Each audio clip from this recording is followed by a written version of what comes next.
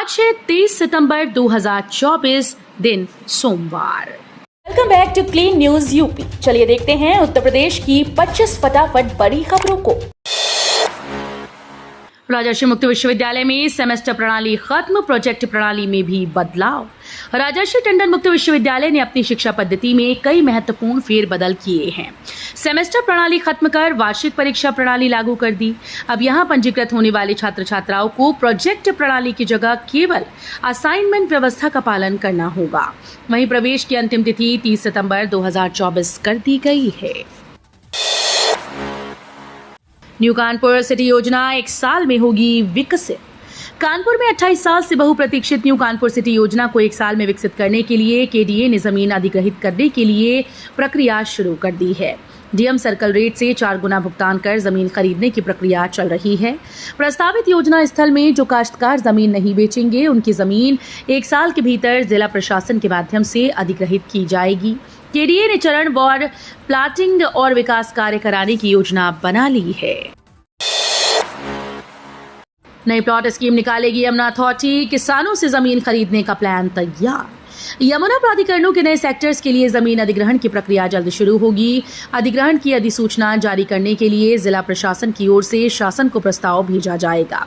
प्राधिकरण के master plan 2041 में नियोजित सेक्टर्स को विकसित करने के लिए प्राधिकरण ने जिला प्रशासन को प्रस्ताव भेज रखा है। इन प्रस्ताव के जरिए 1700 हेक्टेयर जमीन का अधिग्रहण होगा।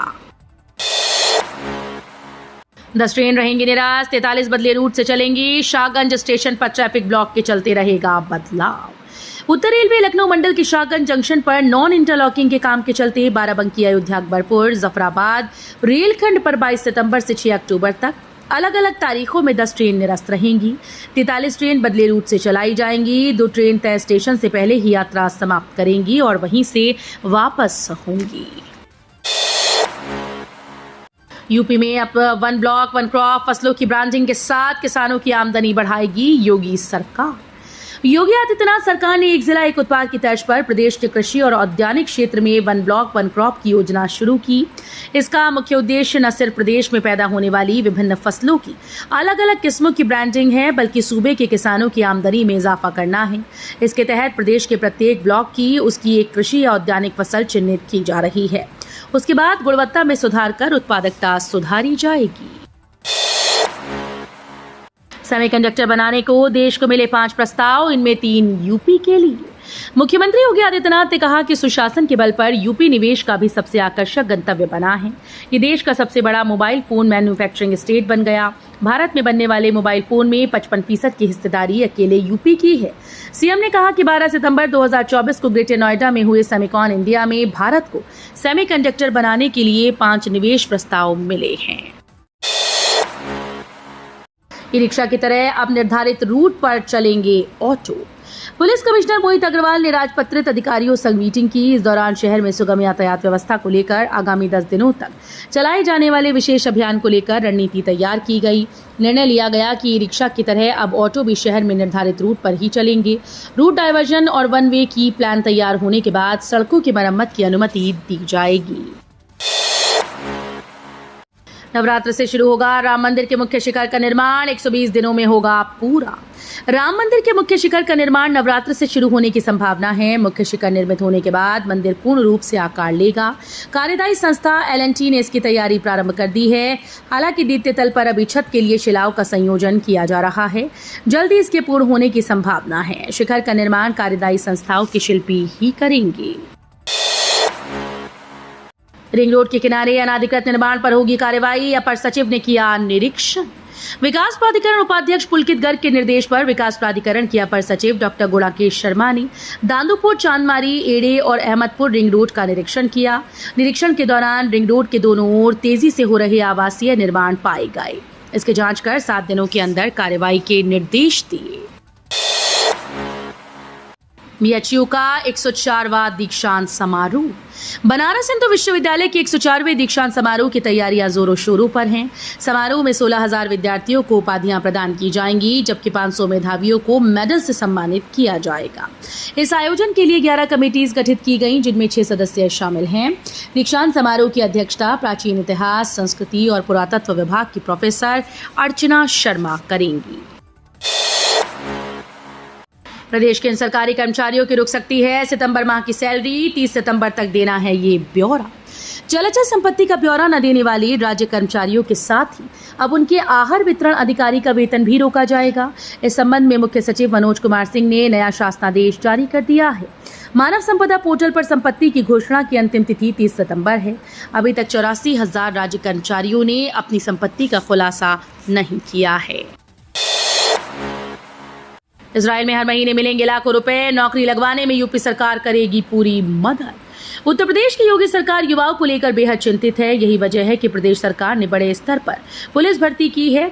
आने वाले समय में सरकार करीब 2 लाख पदों पर युवाओं को सरकारी नौकरी देने की तैयारी कर रही है। इस क्रम में यूपी के निर्माण श्रमिकों के पास हर महीने लाखों रुपए कमाने का सुनहरा मौका है। पशुपालकों के लिए खुशखबरी, इस बीमा योजना का ले सकते हैं लाभ। जिले के पशुपालकों के लिए अच्छी खबर है। कन्नौज में पशुधन बीमा योजना की शुरुआत कर दी गई। अब अनुसूचित जाति और बीपीएल वर्ग के पशुपालक 156 रुपए में गाय और 187 रुपए की किश्त देकर भैंस का बीमा कर सकेंगे। सामान्य और अनुसूचित वर्ग के पशुपालकों को किश्त की धनराशि में छूट मिलेगी। गरीब वर्ग के किसानों के लिए ये बीमा योजना वरदान से कम नहीं है। यूपी के एक और रेलवे स्टेशन के नाम बदलने की तैयारी। सांसद देवेंद्र सिंह भोले ने रेल मंत्री अश्विनी वैष्णव से की मांग। उत्तर प्रदेश में जब से योगी सरकार आई है तब से इमारत और रेलवे स्टेशन के नाम उनके पुराने नामों पर रखे जा रहे हैं। हाल ही में यूपी के 8 रेलवे स्टेशन के नाम बदले गए। इस बीच अकबरपुर लोकसभा सांसद देवेंद्र सिंह भोले ने रेल मंत्री अश्विनी वैष्णव से मुलाकात की। इस दौरान उन्होंने कानपुर बांदा रेलवे लाइन पर स्थित कठारा रोड स्टेशन का नाम बदलने की मांग की। उन्होंने कठारा धाम इस रेलवे स्टेशन का नाम करने की मांग की। SC/ST एक्ट के दुरुपयोग पर इलाहाबाद हाईकोर्ट ने जताई चिंता, दिए ये निर्देश। उत्तर प्रदेश के इलाहाबाद हाईकोर्ट ने SC/ST एक्ट के दुरुपयोग पर चिंता व्यक्त करते हुए कुछ निर्देश दिए। कोर्ट ने इस एक्ट से जुड़े आर्थिक लाभ पर खास तौर से चिंता जताई है। इसके साथ कोर्ट की ओर से राज्य सरकार को निर्देश देते हुए निगरानी तंत्र बनाने के लिए कहा गया। कोर्ट ने कहा कि झूठी शिकायतें देने वालों के खिलाफ इस मामले में कार्रवाई होनी चाहिए।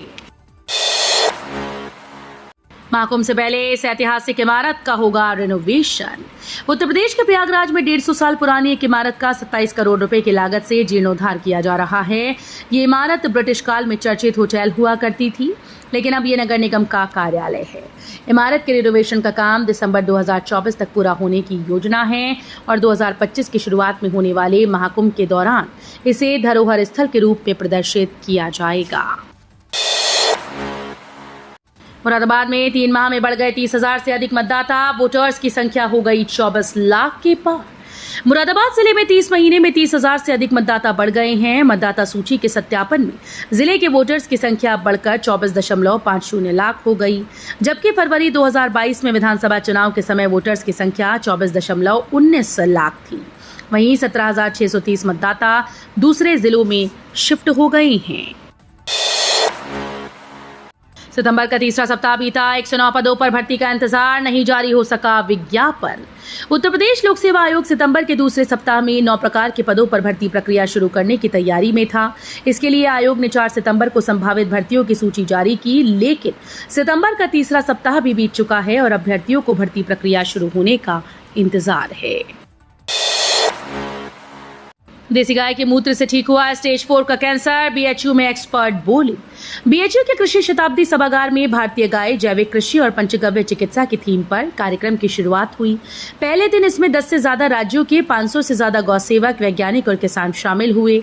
इसमें आए एक्सपर्ट्स ने गाय के मूत्र से स्टेज 4 कैंसर की बीमारी ठीक होने का भी दावा किया। श्री कृष्ण की नगरी मथुरा में 48 हिंदुओं को ईसाई बनाने की कोशिश। श्री कृष्ण की नगरी मथुरा में 48 हिंदुओं को ईसाई बनाने की कोशिश का मामला सामने आया है। हाईवे थाना क्षेत्र के तुलसी नगर इंद्रपुरी कॉलोनी में लोगों को हिंदू धर्म से ईसाई धर्म में परिवर्तित करने की कोशिश करने के आरोप में 5 लोगों को गिरफ्तार किया गया। पुलिस के एक अधिकारी ने रविवार को ये जानकारी दी। वरिष्ठ पुलिस अधीक्षक शैलेश कुमार पांडे ने बताया कि सूचना मिली कि कुछ लोग लोगों को प्रलोभन देकर धर्म परिवर्तन के लिए उकसा रहे हैं। मथुरा के प्रसाद में भी मिलावटी खोए का हो रहा इस्तेमाल। डिम्पल बोली, सरकार कराए जांच। समाजवादी पार्टी के अध्यक्ष अखिलेश यादव की पत्नी डिंपल यादव ने तिरुपति मंदिर के प्रसाद में मिलावट के विवाद के बीच यूपी की योगी सरकार को मथुरा के मंदिर पर घेरने की कोशिश की। डिंपल ने कहा कि मथुरा में भी मिलावट का मामला सामने आया। मथुरा के प्रसाद में मिलावटी खोया दिया जा रहा है, इसकी जांच होनी चाहिए। डिंपल साइकिल यात्रा का समापन करने करहल स्थित मैरिज होम पहुंची थी। एनसीआर और जेवर एयरपोर्ट के बीच यात्रा होगी आसान, 22 स्टेशन से जुड़ेंगे प्रमुख क्षेत्र। गौतम बुद्ध नगर और आसपास के क्षेत्रों के लिए बड़ी खुशखबरी सामने आई है। नोएडा अंतर्राष्ट्रीय हवाई अड्डे से गाजियाबाद तक प्रस्तावित नमो भारत मेट्रो लाइन परियोजना तेजी से आकार ले रही है।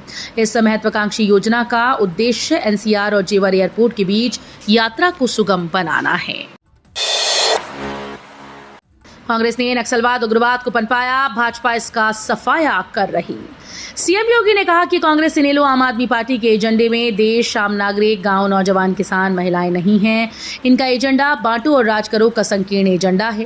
कांग्रेस ने कश्मीर में धारा 370 लगाई थी। जनसंघ ने सबसे पहले इसके खिलाफ आवाज उठाई थी। पीएम मोदी ने धारा 370 हटाकर श्यामा प्रसाद मुखर्जी के सपने को साकार किया। कांग्रेस का डीएनए है जो आतंकवाद व नक्सलवाद को पनपाया, लेकिन भाजपा उसका सफाया कर रही है। चेतावनी, बिंदु के 1 मीटर नीचे गंगा, बाढ़ के बाद गंदगी और कीचड़ का आलम, सफाई बड़ी चुनौती। गंगा के जलस्तर में गिरावट जारी है। 2 सेंटीमीटर प्रति घंटा की रफ्तार से जलस्तर कम हो रहा है। केंद्रीय जल आयोग की रिपोर्ट के अनुसार जलस्तर 69.12 मीटर रिकॉर्ड किया गया। जलस्तर अब चेतावनी बिंदु से लगभग 1 मीटर नीचे आ गया है। पानी अपने पीछे कीचड़ और गंदगी छोड़कर जा रहा है। ऐसे में सफाई सुनिश्चित करना बड़ी चुनौती बन गई है। कानपुर में ट्रेन पलटाने की एक और साजिश नाकाम, रेलवे ट्रैक से मिला गैस सिलेंडर और बियर के खाली कीन। कानपुर में एक बार फिर से ट्रेन पलटाने की साजिश नाकाम हो गई। महाराजपुर की प्रेमपुर रेलवे स्टेशन के पास ट्रैक पर एलपीजी का एक गैस सिलेंडर रखा हुआ था। हालांकि लोको पायलट की सूझबूझ से हादसा टल गया। उसने तुरंत ट्रेन को रोक दिया और इसके बारे में अधिकारियों को जानकारी दी, जिसके बाद पुलिस और रेलवे अधिकारी मौके पर पहुंचकर जांच कर रहे हैं। तो ये थी आज की 25 फटाफट बड़ी खबरें। अगर आपको न्यूज पसंद आई हो तो वीडियो को लाइक और शेयर जरूर करें। धन्यवाद।